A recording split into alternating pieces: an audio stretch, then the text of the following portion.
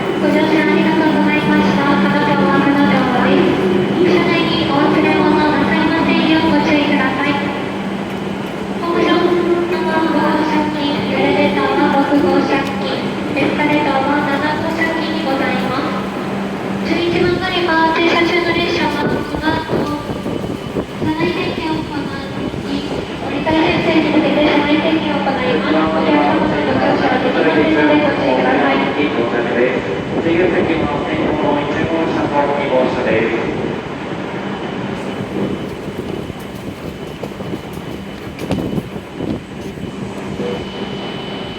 11番乗り場停車中の列車はこの後車内清掃を行います。お客様のご乗車はできませんのでご注意ください。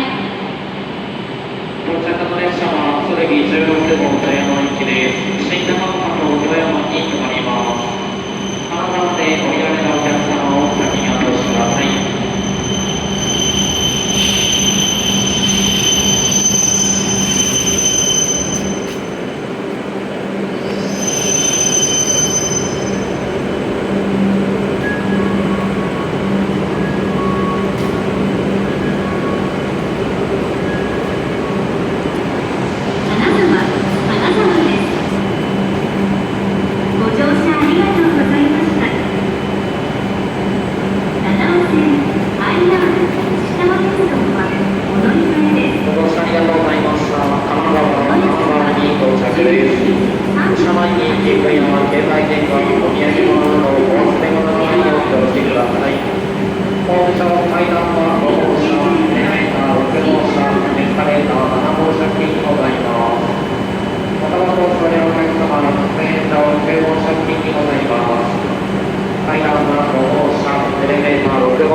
エスカレーター7号車付近にございます。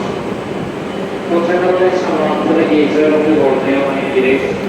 新長岡と富山に停まります。